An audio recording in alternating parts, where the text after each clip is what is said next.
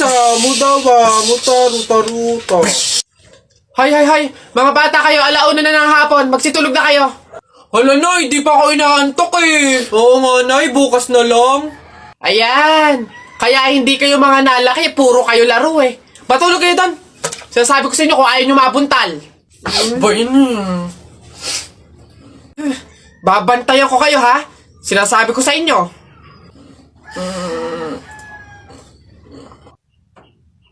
Dali, matulog.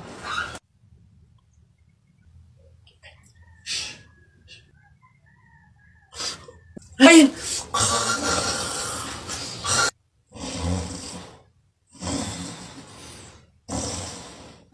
Sabi ni Ninoy Aquino, lahat tayo pantay-pantay. Taas mo yung kilikili mo, lahat tayo patay!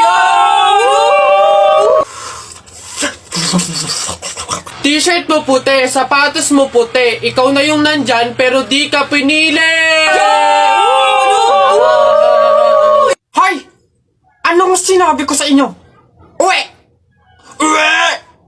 Itong mga bata. Iha, ikaw ba yung asawa nung namatay? Ay, opo, ako po. Bakit po? Gusto ko lang sabihin na mamaya sa libing bawal kang kasunod sa prosesyon ng patay. Ay, bakit po? Pasensya na Iha kasi di ba pamahiin na kapag daw kasunod sa prosesyon ng patay yung asawa, maaari daw na siya yung sumunod na mamatay. Maigi na yung nag-iingat. Ay, opo nga, mas mabuting sundin na lang po, no, kaysa may mangyari pang masama. Sige po, gagawin ko po. Oo, kaya siguro dumaan ka na lang sa ibang lugar para makapunta dun sa sementeryo. Wait lang po. Hello, ate! Oh, hello, bakit? Ano ba, nasan ka na? Ililibing na tong asawa mo, oh. Pasensya na ka mo kasi may sinunod pa akong pamahiin na dapat dumaan muna ako sa ibang lugar para makapunta sa sementeryo. Hintayin ka mo ako dyan mga 4 hours. Flip-top ka ng flip-top, wala ka namang laptop. Eto, piso, pabili ng lollipop! Don't touch me, kamay mong madumi. Wash muna bago touch me! Wala, talo, wala. Yun lang, sabihin mo sa nanay mo, break na kami. Nakita ko ang panty niya ganong kalaki. Wala, sa langit may anghel, sa lupa may shell. Tignan mo ang tatay mo kalbo, nagjejel. Wala, talo. Short mo dilaw, brief mo dilaw. O tignan mo ang lola mo, panty ay lawlaw. Ano ha, sa talo, ano, wala. Ba't dinamay mo yung pamilya ko? Puro pamilya ko yung sinasabi mo sa akin. Wala naman napag-usapan na kasama yung mga pamilya. Ano, yabang mo panapok. O sige, yabang mo sa talo ka naman sige. Uy, pre, may nag-away yan. Salita pa kayo ng salita, isuntukan na lang para malaman. Sige nga, pass, pass. Pass. Pass din. Fight! Hawakan mo nga sa tenga. Hawak tenga lang pala duwag naman yun Ay, nasa mga na kay Papa. Hey, pre. Bakit? Alam mo ba na pamahiin ng mga matatanda na pag daw may burol, bumulong ka dun sa patay ng kahit anong hiling mo, matutupad daw lahat yun. Ay, we? Sige nga, try nga. Ako muna. Wish ko sana magka-Ferrari ako tapos 1 milyon tapos mansion. Nice! Ako naman. Wish ko sana mabuhay ka. Sira ka, gagi, ba't yun yung winish mo? Hindi naman kasi totoo yan. Nagpauto ka na naman, paniwala ka na naman.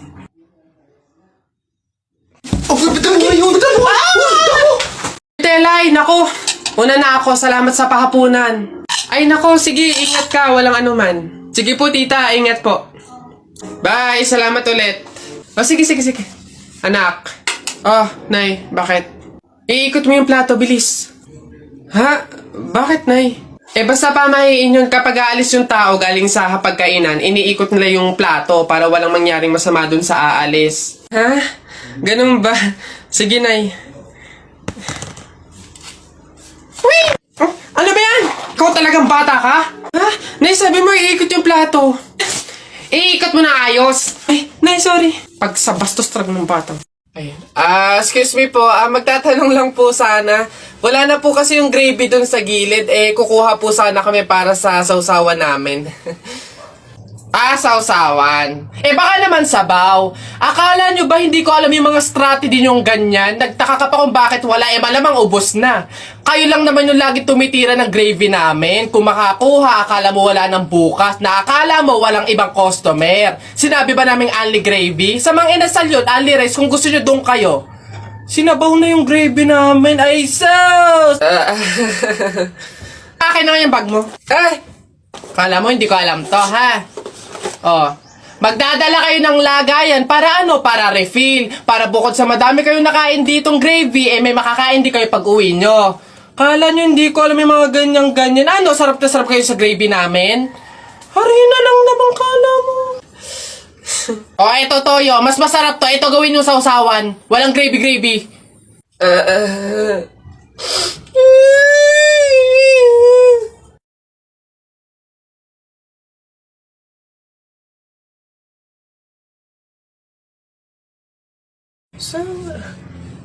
Uy anak! Ano yung ginagawa mo? Bakit ka dyan kumakain sa dilim ha?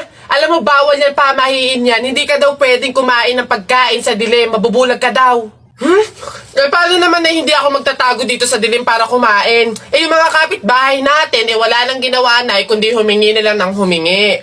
Wala na nga rin tayo makain sa kakahingi nila naku Mare, pasensya ka na. May dumating kasing biglang bisita sa amin. Nakakahiya't wala akong maipakain. Wala pa din naman yung mister ko. At saka hindi pa nun sahod. Baka naman meron ka dyan kahit anong pagkain na pwede maipamerienda. Sige na, nakakahiya naman kasi. Oo nga naman, Mare. Ako naman, naubusan na ako ng bigas. Nakakahiya namang ulit mangutang kina Ate Telay. Gawa nga ng 3 kabang bigas na yung utang ko doon. Baka naman meron kang maipahiram man lang dyan miski 1 kilong bigas. Sige na. Tsaka nga pala, yung ipapaulam ko sa mga anak ko, itlog na nilaga lang. Nakakaawa naman yung mga bata. Baka naman pwedeng pakidagdagan miski fried chicken. Dali na. Nako, Mare, pasensya ka na. Wala na rin kasi kaming nayakin yun. Ito Mare, baka pwede na to. Pasensya na ha, paghatian nyo na lang. Yan, salamat Mare. Naku, babawi naman kami next live. Sige, salamat.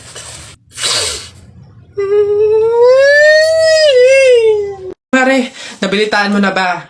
Patay na daw si Kuya Tonyo. Ay, Kaya pagkatapos natin dito sa burol ni Flora, daan tayo dun sa burol ni Tonyo. Ay, ganun ba? Di bali na lang, Mare. Pamahiin kasi yun na bawal pumunta ng 2 burol sa isang gabi kasi daw may pamilya daw nila na mamamatay din. Wag na lang. Ay, ganun ba? Sayang naman ang dami daw pagkain doon, ang sasarap pa. Ay, ha? Alam mo, hindi naman totoo yung mga pamahiin na yan. Yung mga joke-joke lang yun ng mga matatanda. Alam mo, tara na doon, mga nagpapautulan sa mga pamahiin na yan. Mas madami pa ng pagkain doon. Dito, puro biskwit lang. Talaga, kapag talaga, nagkaroon ng zombie dito sa Pilipinas, takting yan. Pupunta talaga ako sa mga 7-Eleven para hindi ako mamamatay doon. Madami akong kakainin doon, hindi ako magugutom. Ako talaga, malupit yun. Magpapanggap akong zombie. Akala nila kasama nila ako, pero totoo, buhay pa rin ako. Hindi nila ako kakagatin, mabubuhay pa rin ako, hindi ako mamamatay. Gaganto ako doon. Ayun na yun, mas astig yun sa akin. Kukuha ko ng mga baril, yung mga shotgun. Talaga, pagbabarilin ko yung mga zombie na yan. Sino ba yung mga maiingay niya? Hoy, mga bata kayo, magsiuwi nga kayo sa inyo. Ang babaho ninyo. Iingay.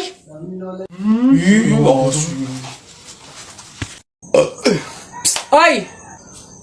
Diyos ko! Sabaw na naman to, panigurado. Wala na nga sabaw, hingi pa ng hingi. Tignan natin ngayon.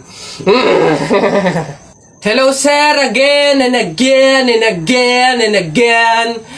Ito na po sabaw nyo. Yan. Sarap niyan. Salamat.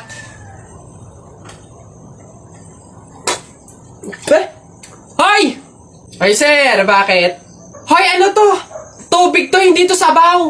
Ay sir, alam ko. Ang usapan kasi, sabaw. Hindi klase ng sabaw. Bastos to. Palitan mo to. Sasabi ko sa'yo, palitan mo to. Ay, wow! Kayo pa tong galit, ha? Malamang, ubos na yung sabaw namin. Kakahingi nyo. Pang 100 sabaw lang naman yung hiningi nyo kanina. Kaya naubusan na kami. Kapal naman ito. Buto-buto na nga yung ulam nyong manok.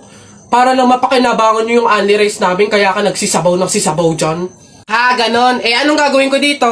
Ah, hindi mo alam yung gagawin mo? Ako alam ko. Isabaw mo yan sa only rice mo. Gawin mong sabaw tubig. Basic to. Hoy anak, Jepoy. Nay, bakit? Eh mamaya kapag nasa burol na tayo ng lolo mo, eh wag kang iiyak ha. Lo, Nay, bakit? Eh kasi sabi daw nila pamahiin daw yon na bawal daw umiyak kapag may burol gawa ng hindi matatahimik yung namatay. Nay, mahirap pigilan yun, si lolo yung namatay eh.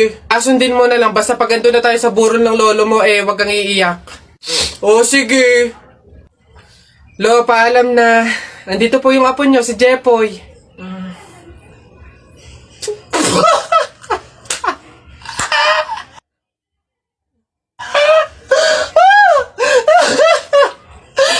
Hoy, nak, gumising ka.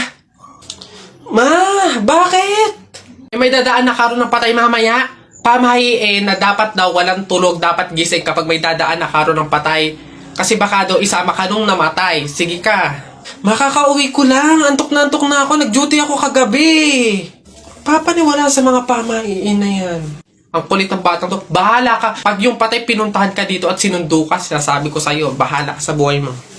Eh, bahala siya sa buhay niya. Wala akong paki sa mga pamahiin na yan. Papaniwala sa mga ganyan.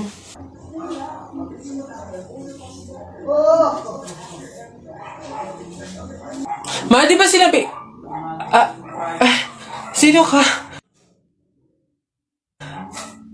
Ikaw yung patay dun sa kabilang kanto?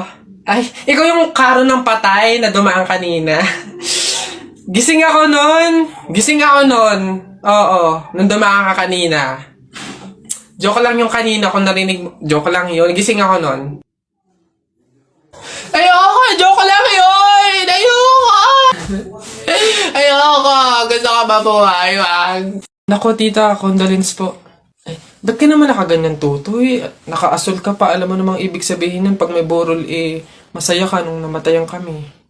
Baka pwede magpalit ka, ha? Balik ka na lang ulit. Ah? Ay, ganun po ba? Sige po, pasensya na po, babalik po ako. Okay na po, tita. Ayun nga po, nalulungkot po. Ay, naku naman, tutoy. Nananadya ka ba? Nagpula ka pa talaga. Alam mo naman, ibig sabihin, pag nakapula sa burol, eh, may galit ka dun sa namatay. Tuy, respeto naman. Pasensya na, pero palta mo yan. Tsaka ka bumalik dito, ha? Nanadya eh. Ay, grabe naman po. So, babalik na naman po ulit ako. Sige po, pasensya na po ulit. Sige po, wait lang po. Eto, tita, okay na po siguro to. Kumusta po ka?